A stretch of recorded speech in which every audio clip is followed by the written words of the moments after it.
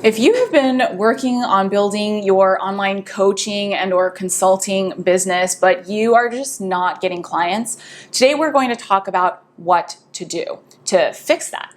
If you're new here, welcome. I'm Louisa Joe. At this point, I've helped well over 1,000 students go from employee to entrepreneur by building their own online coaching and or consulting businesses. So today I'm going to share with you the 5 most common mistakes that I see new or aspiring entrepreneurs making and what to do to fix them so you start getting clients.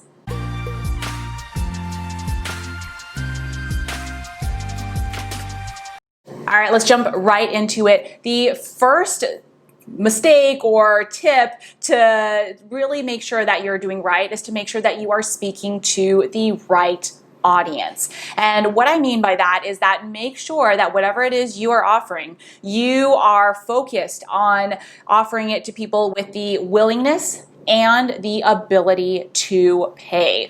So for example, if you are a career coach and you are helping people find their dream job, it's just as easy for you to help people who have a job and thus the ability to pay you and want a new job versus focusing on helping people who do not have a job, they're unemployed, and they're looking for a job. Right? Now, you might be thinking, but I want to help everyone. I totally get it. You can help everyone. You can help as many people as you want with your free content, and that's a great thing to do. But when we're talking about building your business, you're not running a charity. This is not a hobby. Let's focus on getting you clients who want your help and who are happy to pay you for it. So no matter what industry you're in, if you are having people come to you who don't have the ability and or the willingness to pay, think about, all right, who can I help who does? Another example is for health coaching. I work with a lot of health coaches as well. And a lot of my students want to charge premium prices, which is absolutely what I teach. And actually just recently I had a health coaching student who asked, I'm getting a lot of people who are scheduling my sales calls, but they're not interested in working and paying my rates. They're just looking for someone to basically charge by the hour, charge maybe $20 an hour. And that is not a really great business model or enjoyable one for you to build your business on. And so what we talked through was, okay, why do these people, who are these people, first of all? Why are they coming in thinking that they want the hourly rate? And who is the type of person who comes in, appreciates that you're selling a package, you're selling a transformation, and you are the right person for them, and what you have to provide is a value. So we tweaked that. So for the health coaching example, I'm thinking of a health coach who helps busy professionals lose weight.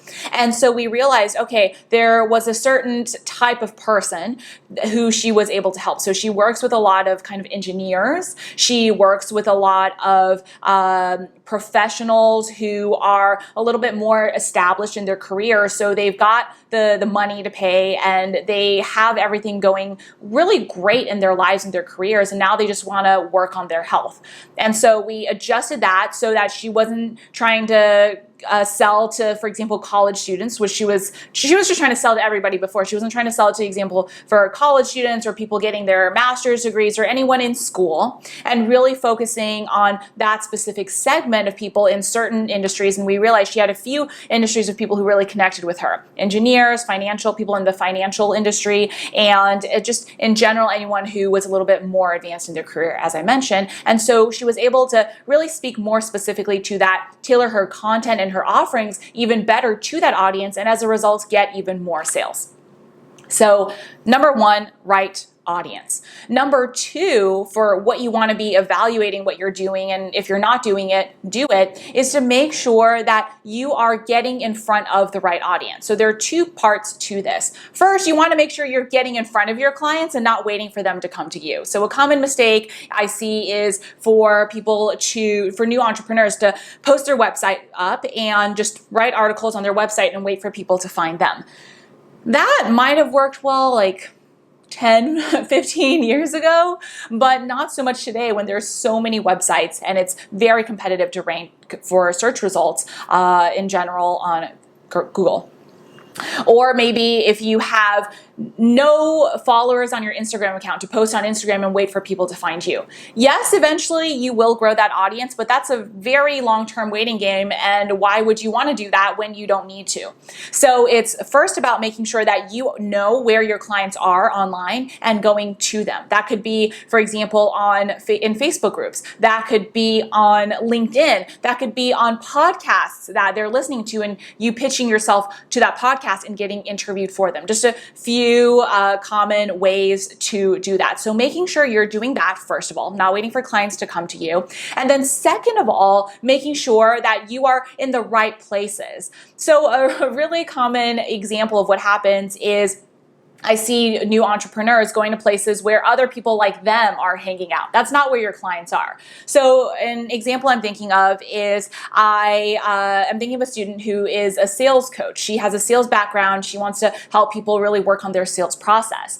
And so initially she was going to Facebook groups where other sales consultants were hanging out. That's not where your ideal clients are. That's where your, I guess, competition, if you want to call it that, although I don't really believe that there's a need to think a bit about it as competition, but she was going to places like that. And as a result, no matter how good her content was, no matter how good everything else was, it wasn't clicking because her ideal clients were not in that group. So making sure that you've got both pieces of that puzzle fitting into that. So that's two.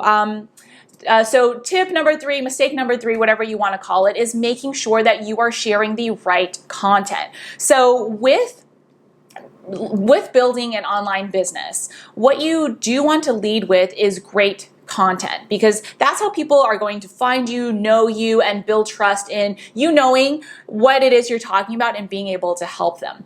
And so let's say you are going into Facebook groups, or you are going on LinkedIn and sharing content to help your ideal clients realize that you are the person to help them.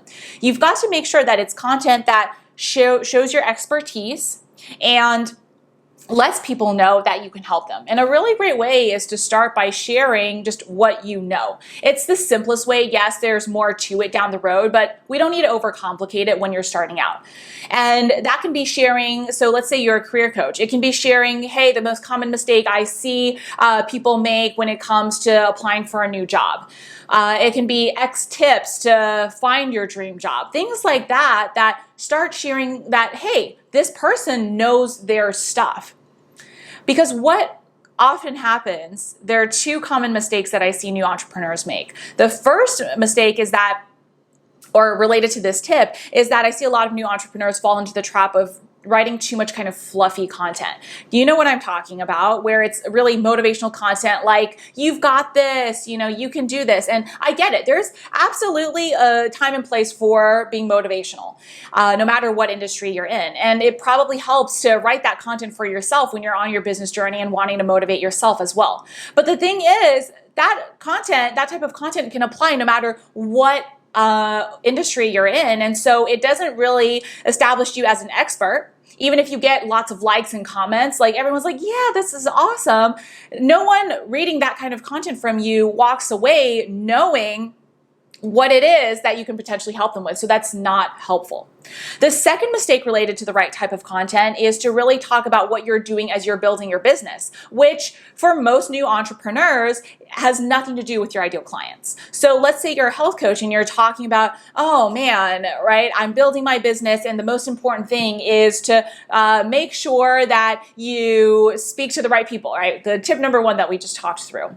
Well, the problem with that is your ideal clients who are looking for help with their health don't care about the business piece. And so again, even though you're sharing what it is that you are learning, which is great.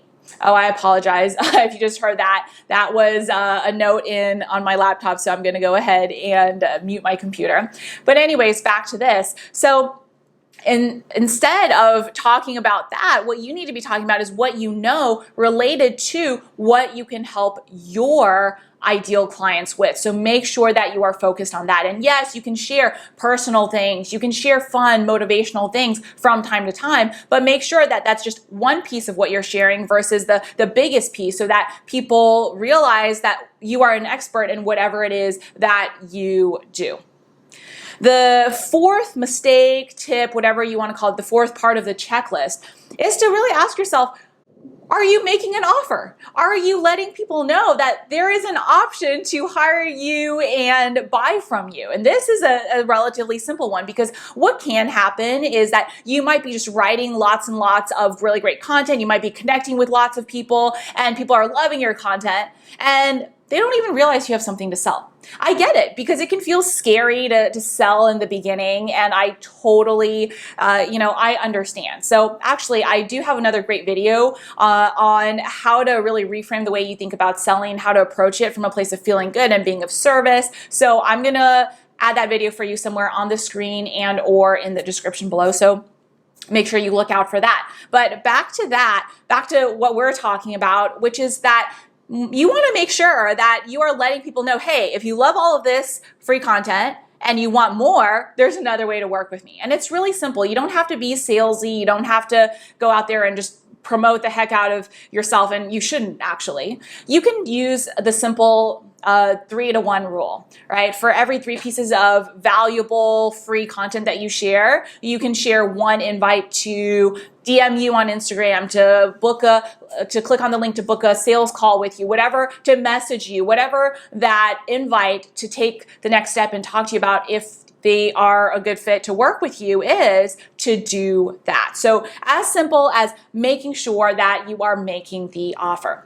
Now, the fifth and final thing is, again, simple, just to do a check-in with yourself and make sure that you have given it enough time. And what that means is there are 2 pieces. First, time in terms of being consistent. So if you are writing 1 piece of content, connecting with 1 potential client once a month, and you're wondering, why do I not have more clients? That's because you haven't put in enough time. You haven't been consistent. You haven't shown up every day. And so what I usually recommend my new students do is to mark it on your calendar, and wherever you decide to show up and focus on connecting with potential clients, choose 1 place. You don't need to choose too many. It's more important to be consistent in that 1 place. So you mark on your calendar, day 1, this is when I started. And then every day during the weekdays, at least, you show up, you go into that place, you share great content, and or you answer people's questions related to what you do, and you show up for people. You show that you're consistent, you show you know what you're talking about, and you're here to really help people versus just to promote yourself and then leave. People can sense that. And so first, make sure that you're putting in enough time. And then the second aspect is to make sure that you've given it enough time. In that, if you have only been doing this for a week and you're wondering, where are my clients, right? Maybe it just needs a little bit more time for people to read your content, develop trust in you and what you have to offer, and to believe that you can help them and be prepared to hire you. Now, the thing is, if you've been doing this, let's say for 3 months consistently and you haven't gotten a single inquiry, that's kind of the time frame, like about maybe like a month and a half to 3 months, that time frame, depending on how consistent you're being and how well you're doing everything. If that has happened, then that's when I would go back through this checklist again, the previous 4 steps, and go through them and make sure that you are doing them all. Because really what I usually see is when you're doing all of these things, it takes, for the majority of my students, I would say anywhere from 1 to 3 months to quickly get their first client or first few clients, because it's not complicated. That doesn't mean it's easy, right? But it's simple. You do the things that we just talked through, you have something that helps people, and you let them know how you can help them, and the people who want your help will let you know. So those are the 5 steps to this checklist if you're not getting clients, to go through and to work through to make sure that you do actually get clients. Now, what I do have for you is the flip side, how to go out there to find your clients and to actually get them. So I've got a really great video for you on 4 really creative ways that I've seen my students over the years successfully and very relatively quickly get their first few clients. So I'm going to link that video for you somewhere in the description or somewhere on the screen and or in the description below. And I've also got a great PDF for you on the 15-second script to use to get your first or next paying client. So I'll link that for you somewhere again on the screen and or in the description below, so you can sign up and get that if you want that. If you have found this helpful and you're new here, make sure you click the subscribe button to be notified every week when I release a brand new video on building your own online coaching, consulting, and or course business and going from employee to entrepreneur. That's it for today. drop me a comment in the comments if you've found this helpful or just to say hi. Thank you for being here, and I will see you next time.